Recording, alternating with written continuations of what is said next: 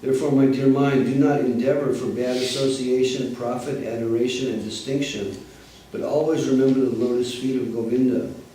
Please engage in loving devotional service with great happiness, and all your dangers will be destroyed. Please give up all duplicity, illusory activities, and the search for bodily happiness. Do not be attached to the worship of the various demigods. Mundane love and affection for material relationships attracts everyone to their respective illusions, and thus advancement on the path of devotional service is checked. Be continuously engaged on the path of devotional worship, and be attached to glorifying the pastimes of Sri Krishna in Vrindavan. The process of devotional service is known as steady devotional service. The prime example of this is Hanuman. Jai. Sri Hanuman ki jai. Today, Rupa Goswami's day, and this song is a Narottam's explanation of his verse Anya Vilashita Shunyam Gyana Karma. His Rupa Goswami's definition of devotion, and this is Narottam's explanation of that. So that's the relationship with the two. Then Marsh, you will speak to us. Explanation. You will speak to us, Marsh? Yeah, we have time. We have all day? All night. What's that? All day and all night. Maybe you guys, but not me. Okay.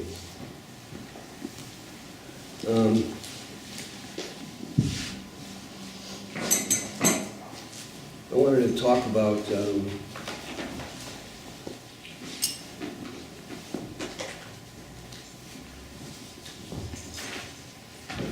heart-to-heart transmission.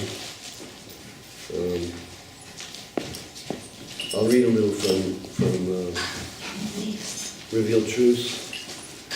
Srila Bhakti Vigraha Goswami Maharaj's revelation. Alright, Srila Bhakti Vigraha Goswami Maharaj.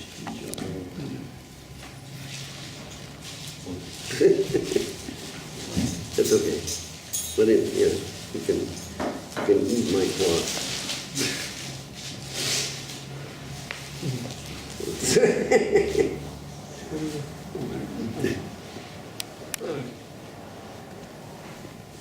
We must be very conscious about reading the scriptures. The scriptures are not the easiest thing to understand. Srimad Bhagavad Gita explains how a student should approach a teacher to learn spiritual knowledge. Tadvidhi pranipatena pariprashnena sevaya upadekshanti te jnanam jnaninas tattvadarshina. Here it is explained that a student must be a little qualified to approach a teacher. Srimad Bhagavad Gita says, first be surrendered, then inquire and serve your guru. Your guru will want to hear your questions and bestow his mercy upon you if you are really surrendered to him, you are humble, and you have real hankering. First approach Gurudev through surrender, then serve him. Surrender alone is not sufficient. Surrendered service to Gurudev is the main thing that will give the sincere seeker the proper result in his search for transcendental knowledge. Someone may acquire general knowledge in other ways, but without pranipat, surrender, pariprashna, sincere inquiry, and seva, service, transcendental knowledge will not reveal itself in the heart. So we're talking about developing humility and these qualities that Sri Chaitanya Mahaprabhu advises, and all this, of course, is in the context of our surrender to our Gurudev, and that surrender and connection with Sri Guru is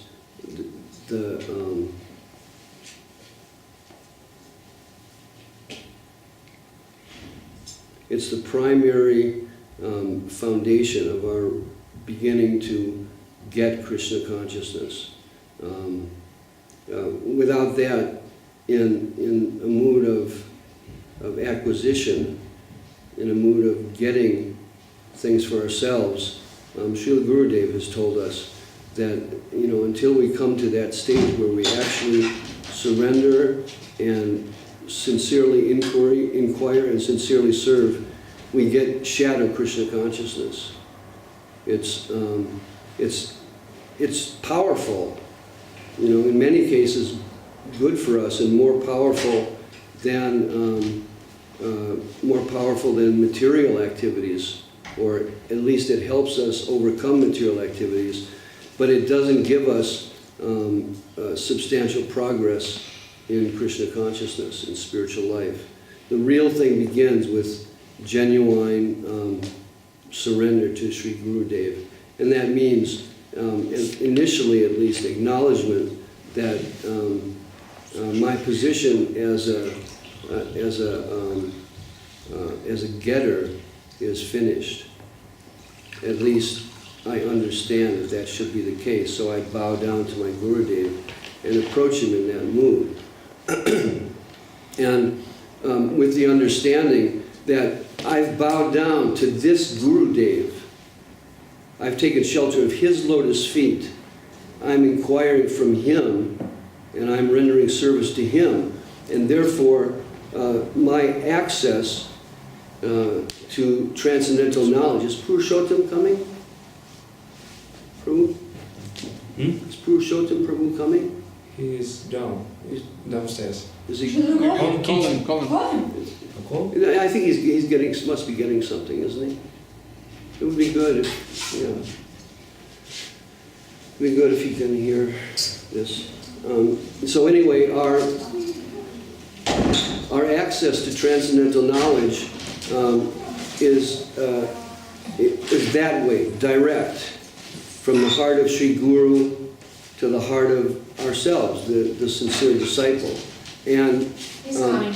okay, and whatever else we might do or seek after in terms of our own acquisition of knowledge or our own supposed progress in Krishna consciousness isn't going to help us. So we have a plethora of opportunities now in relation to Krishna consciousness. In the beginning, it was just Srila Prabhupada. We were very fortunate. And now there's so many presentations in the arena of Krishna consciousness, and many of which our Guru has told us are genuine, and many of which are completely not correct. And according to our Gurudev's vision, we can understand these things. But according to our vision, we can't so clearly understand these things.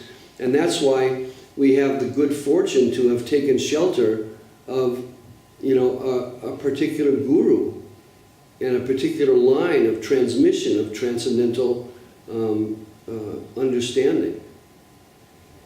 So we have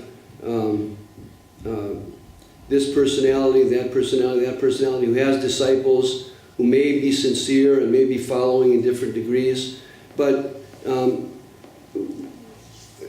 for our own part, we're not so much interested, because it's like if we're going to Stuttgart and we know the way to Stuttgart, we've read the map, and we've heard from our senior person who's been to Stuttgart that the best way is to go by the Autobahn or whatever. So we get on the Autobahn and we go on the Autobahn, and there may be so many other people going on different directions, different scenic routes, or they may be going on different directions, and they may turn the wrong way, for all we know. We don't know. They may have turned the wrong way. They may never reach Stuttgart. But we are on the Autobahn. We have our direction, so we continue in that way. It doesn't really matter what else is going on in the arena of of what is perceived as Krishna consciousness. So our guru's transmission is the reality, and everything else has it can be seen in terms of its utility for our particular service to that transcendental channel, and that's it. There's no other purpose for our association, our inquiry, our submission, our surrender, because we have our line. So our line has come to us. For myself, it may appear as though, oh, I'm a disciple of Srila Prabhupada. I heard Gayatri Mantra from Srila Sridhar Maharaj. I got sannyas from Srila Govinda Maharaj. There are so many disciples who have so much to say and so many things that they're doing in Krishna consciousness. Disciples of Srila Prabhupada, disciples of Srila Sridhar Maharaj, disciples of Srila Govinda Maharaj, that I could, choose from in my, according to my particular, perception of what's best for me. However, personally, I know from Srila Prabhupada, he told us, take shelter of Srila Sridhar Maharaj. That was very clear. And Srila Sridhar Maharaj told us, take shelter of Srila Govinda Maharaj. And Srila Govinda Maharaj told us, take shelter of Srila Acharya Maharaj. And in some cases, the other Sri Chaitanya Saraswati Mat, Acharya Brindas. But principally, centrally, Srila Acharya Maharaj. So in my heart, like I was saying the other day, I feel that Srila Govinda Maharaj, Srila Gurudev is my Ishta Deva, my principal beloved Lord. But in the context of that thinking, I take his instruction on my head. And I understand, at least theoretically and practically by my own experience, I understand that if I can cooperate and serve Srila Acharya Maharaj, Srila Govinda Maharaj will be pleased. And in that way, the transcendental stream will continue to flow properly. Otherwise, just like I remember in the time of Srila Prabhupada, people would say, well, I have Srila Prabhupada, I don't need Srila Sridhar Maharaj. And we would reply, well, that's very nice, but for myself, I'm very unsteady in my position of Krishna consciousness. I'm very unsteady in perceiving what it is Srila Prabhupada wants me to do at every moment. So I take shelter of that personality that he instructed me to take shelter of. And I learn from him. So we learn from Srila Sridhar Maharaj, and many Western disciples came through ISKCON or not through ISKCON to the lotus feet of Srila Sridhar Maharaj and learned from him. And then subsequently took shelter of the lotus feet of Srila Govinda Maharaj based on, the beautiful image of Srila Guru Maharaj placing Srila Govinda Maharaj on his old chair.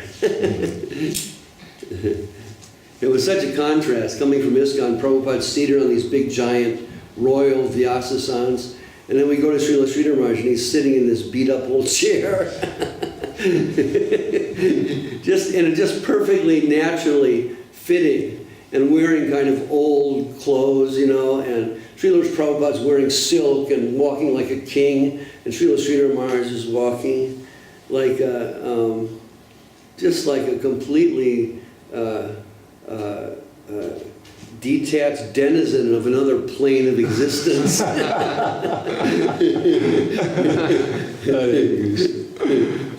And it showed us so clearly that our external perceptions, even though Prabhupada came as a king, and we took him as our king, no doubt, but our external perceptions, wouldn't lead us very far. And so Srila Sridhar Maharaj took us on an internal journey that continued, even at least in my perception, even more sweetly in the service of Srila Govinda Maharaj.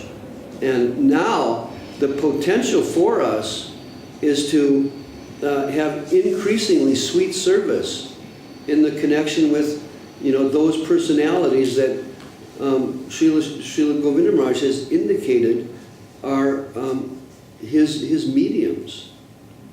The personalities who have the capacity, like when he gave initiation, he would say, "My Guru Maharaj instructed me to, accept as disciples sincere seekers, so I am accepting you." So in a similar way, he's instructed certain disciples, certain of his disciples, many sannyasis of Srila Guru Maharaj, to almost all actually sannyasis of Srila Guru Maharaj, to accept disciples, except for Srila Acharya Maharaj, who was the central and the principal, to accept disciples. So in that way we can understand how the line is passing. I was thinking about Srila Acharya Maharaj because I kind of met him when he first arrived, and knew him throughout the course of his career as a servitor of Srila Govinda Maharaj, and was constantly astounded to see his energy and devotion. He would like zip in front of Srila Govinda Maharaj and talk very fast for like 2 seconds, and then zip out again, and all these huge buildings and so many things were manifesting through the potency of Srila Govinda Maharaj, as he used Srila Acharya Maharaj as his tool. And he was so perfectly surrendered as his tool in that way that Srila Govinda Maharaj appointed him as our central Acharya. So we should understand that we have that shelter now, a physically manifest personality who can help us. Whereas otherwise, generally, we have our gurus, there's no doubt. But because we lack in proper capacity, we have such good fortune that we have, manifest shelters that we can bow down to and serve. I was thinking, it's like I'm climbing stairs going up the, like I was saying, the Empire State Building, and somehow Srila Acharya Maharaj, she figured out how to use the elevator by his inner intuition and service. He was able to do that. So this is really key. It's not a matter of like I don't know if I covered this before, but I think it's very important. It's not a matter of some kind of sectarian notion that I'm not just a fanatical follower of one society or one organization or one individual, but I'm open to all varieties of Krishna consciousness. It's not really a matter of that. It's a matter of understanding how we can actually receive genuine Krishna consciousness. That we can see and observe and appreciate so many different Vaishnavas in different positions and honor them. Or, based on our Guru's judgment, reject them. Like we did with one big guru who became very sahaja, or who was very sahaja at the time of Srila Govinda Maharaj. We rejected him based on our Guru's vision. There was one sannyasi in their line who came up to me and said, "Oh, we are accepting Srila Govinda Maharaj. Why don't you accept blah blah Maharaj?" And I said, "Well, Srila Govinda Maharaj doesn't accept him. And I have no position except as a servant. So I also cannot accept. This is our necessary position, that we have faith in the vision of our gurus, and in time, and have faith also that in time, those things as are necessary for our service and for our proper understanding and placement in our progress and development in Krishna consciousness, those things will be revealed to us. So we do have to understand how the material world works, and how a particular presentation of Krishna consciousness is on or off. And initially, we may not be able to perceive it, but by inner grace and by inner surrender, we'll come to understand all these things automatically. So it's not as though we need to make so many separate inquiries to understand, or read so many different books to understand, but rather we can, in our surrender, in our service attempts, if we find some necessity for reading, then we should inquire from our guru. This book of Bhakti Vigraha Thakur, I think would be helpful in my service. Is it with your blessings, with your grace, that I can read these? So we have Srila Acharya Maharaj, who can give us that connection to these, something that we may come upon that appears as though may be beneficial for our service. Or we may hear, no, that's not beneficial for your service, not necessary. Or we may hear, yes, it's beneficial, you may go ahead. So it doesn't not to minimize the position of all these books that we've been given and all the scriptures that are available to us. We honor them and worship them, but at the same time, there has to be clarity in how they're received. We can't allow our mental images and our mental concoctions to enter into this consideration. So very important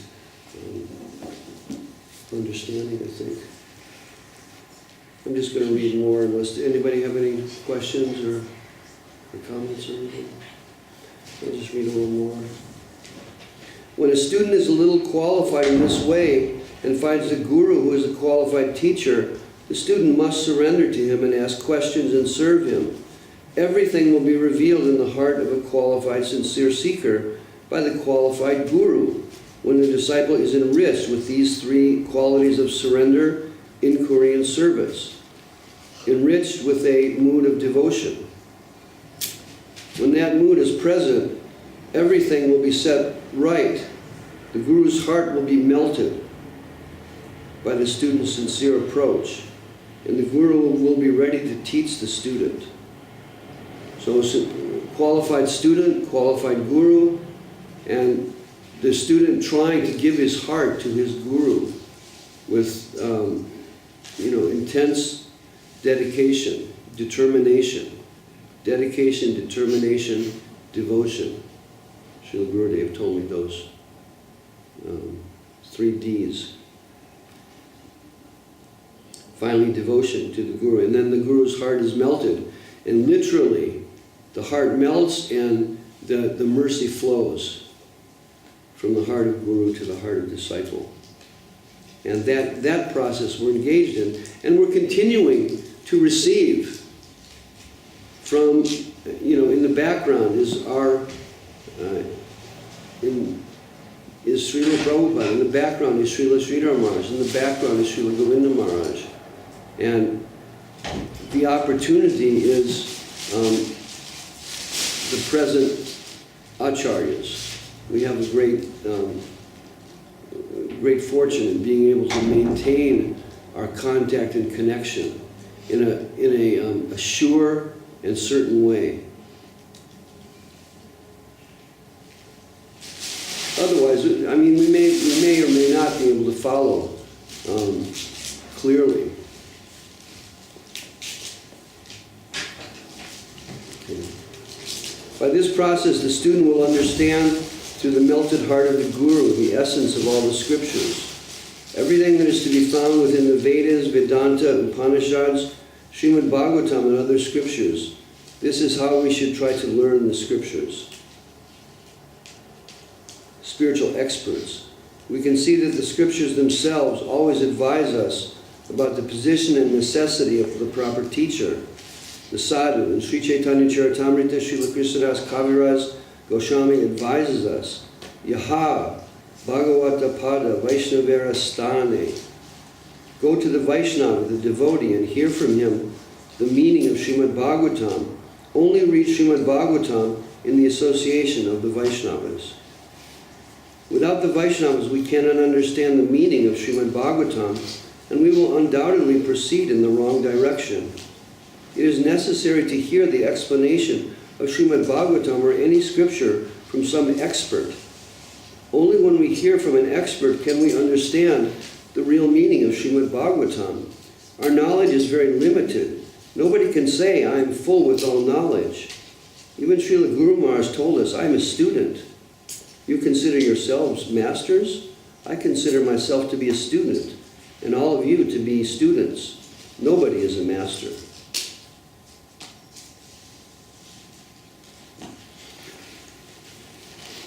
So I know there's,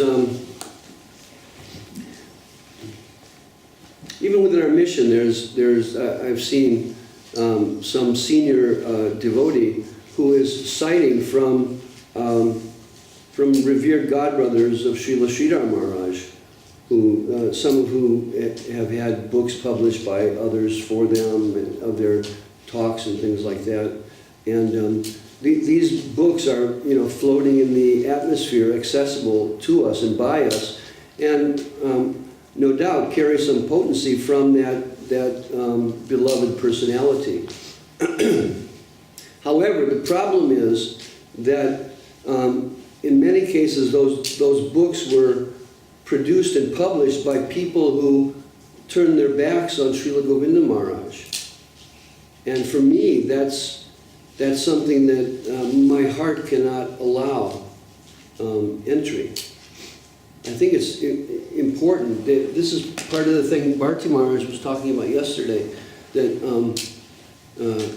maintaining chastity according to the line of our teachers is essential. And why? Is it just because we're closed-minded or something? No, it's not that. We're open to so many, any understanding our Guru wants to give us, we're open to that. But outside of that channel of transcendental mercy, we're wandering into the jungle. And it's not, there may be a beautiful grove there, or there may be a tiger. I don't know.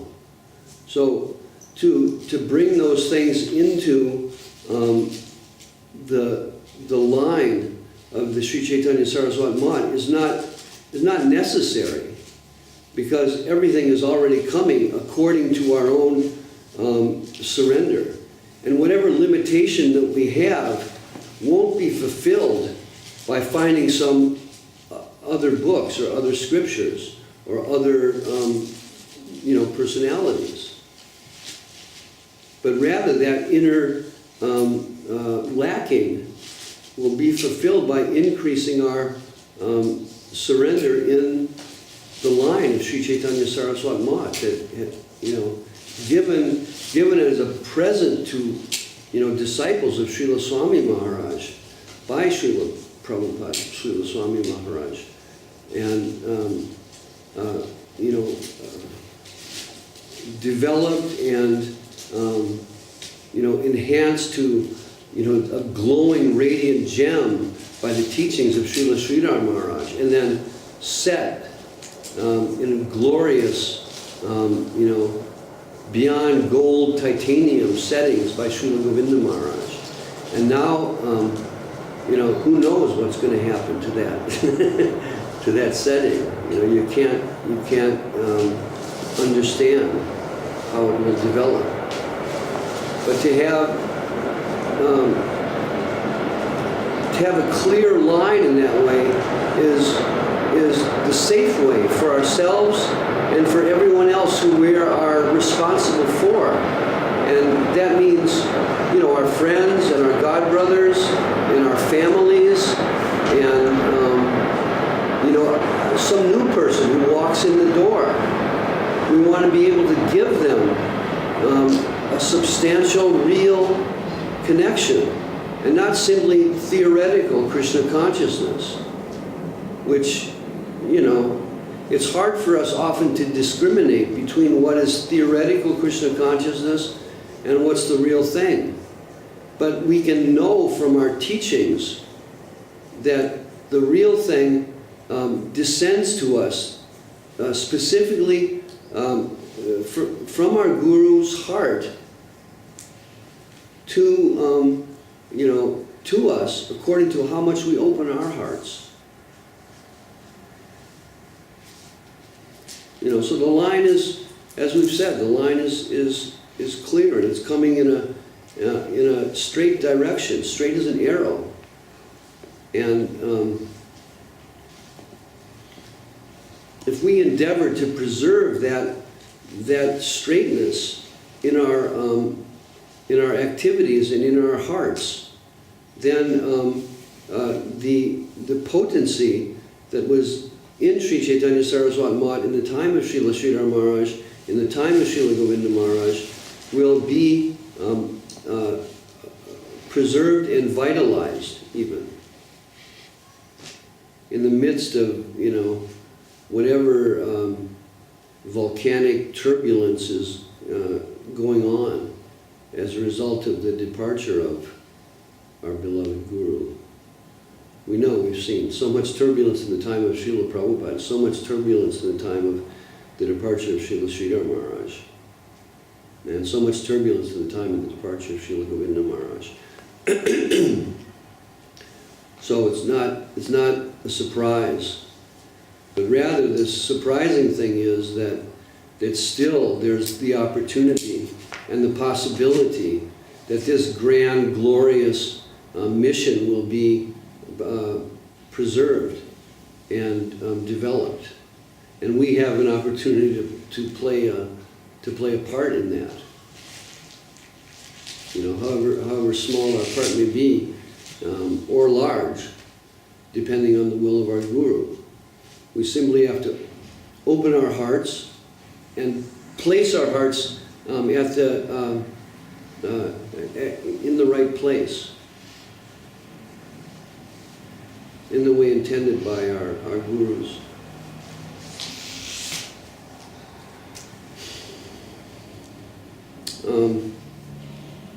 I guess that's enough for today.